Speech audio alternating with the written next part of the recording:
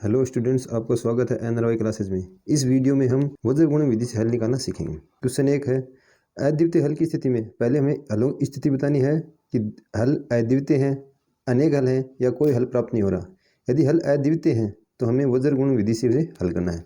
तो हम हल शुरू करते हैं। समीकरण दिया हुआ है x - 3y - 3 = 0। यहाँ से a1 b1 c1 का मान होगा। a1 है x का गुणांक 1, b1 होता है y का गुणांक -3, C1 होता है कोस्टेंट, तो यहाँ -3। दूसरा समीकरण है 3x - 9y - 2 = 0।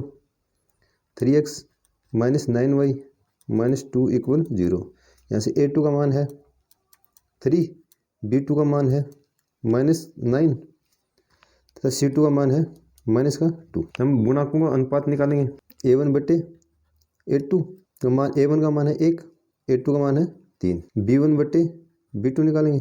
b1 का मान है -3, b2 का मान है -9। इसे सोल्व करेंगे तो माइनस से माइनस कटेगा, 3 से काटें तो 1/3।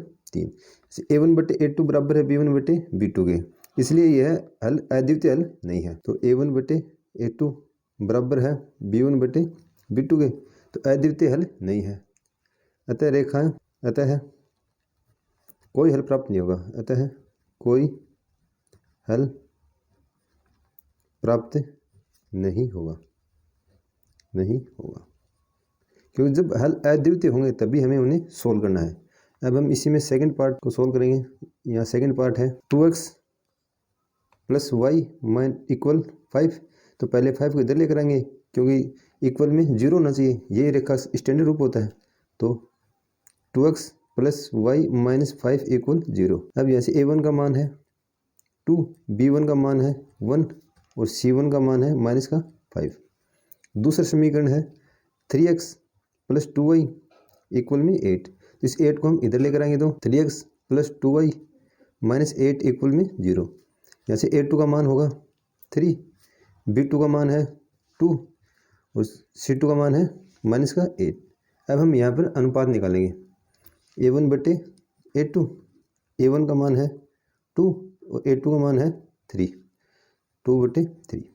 b1 बटे b2 निकालेंगे। b1 का मान है 1, b2 का मान है 2, तो 1y। चूँकि a1 बटे a2 बराबर नहीं है b1 बटे b2 के, तो अद्वितीय हल प्राप्त होंगे। इससे आगे हम यहाँ हल करेंगे। तो इस समीकरण हल अद्वितीय है, चूँकि इस समीकरण का हल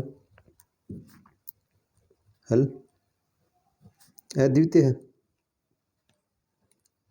है। तो वज्र गुणन विधि द्वारा इसे सोल्व करेंगे। तो वज्र गुणन विधि में हम सूत्र है x/, इस सूत्र को हम लास्ट क्वेश्चन करने के बाद इस सूत्र को हम बताऊंगा कि ये सूत्र कैसे याद रखना है। x बटे b1 c2 - b2 c1 बराबर y/c1 a2 - a1 c2 बराबर 1/, यहाँ पर a1 b2 - a2 b1। यहाँ पर b1 c1 इन सब का मान है हमारे पास, यहाँ रखेंगे। x/, b1 का मान है 2, सॉरी b1 का मान है 1, c2 का मान है 8, -8, माइनस चिन्ह है तो या माइनस।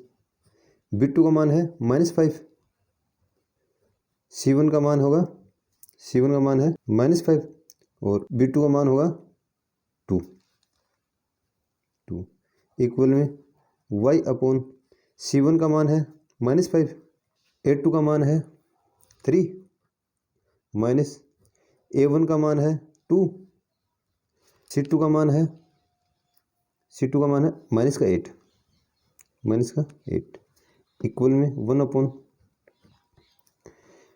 a1 b2, a1 का मान है 2, b2 का मान है 2, तो 2 × 2 माइनस में a2 का मान है 3, b1 का मान है 1, 3 × 1।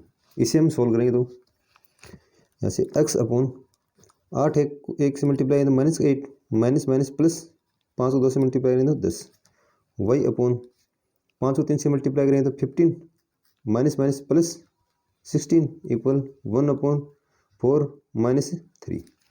इसे सोल्व करेंगे तो एक्स अपॉन 2 बराबर वाई अपॉन 1 बराबर 1/1 यानी 1। ये तीनों एक दूसरे इक्वल हैं, तो इसका मतलब ये दोनों इक्वल होंगे और ये दोनों भी इक्वल होंगे। तो यहाँ से एक्स अपॉन 2 बराबर है 1 के, तो यहाँ से एक्स का मान प्राप्त होगा हमें, इधर मल्टीप्लाई करें तो 2। इसी तरह इन्हें दोनों इक्वल करें तो y अपॉन 1 बराबर होगा 1 के, तो यहाँ से y का मान प्राप्त होगा हमें 1। अतः समीकरण का हल क्या होगा, तो हल है x बराबर 2 तथा y बराबर 1 है। यह समीकरण हल है। अब हम वज्र गुणन विधि के बारे में इस सूत्र को कैसे याद रखें सीखेंगे। सबसे पहले हमें a1 a2 b1 b2 c1 c2 जो भी हमें गुणांक है a1 a2 b1 b2 c1 c2 लिखना है। इसके बाद वापस इसी को रिपीट करना है a1 a2, यहाँ इन दोनों बीच लिखना 1, यहाँ लिखना है x और यहाँ लिखना है y। गुणांक है, अब पहले इन दोनों गुणा करना है, फिर माइनस में इन दोनों गुणा करना है। पहले इन दोनों गुणा करेंगे, फिर माइनस लगाकर इन दोनों गुणा करेंगे, तो 1 अपॉन गुणा करेंगे a1 b2 minus a2 b1 फिर इक्वल x है। पहले इन दोनों को मल्टीप्लाई करेंगे b1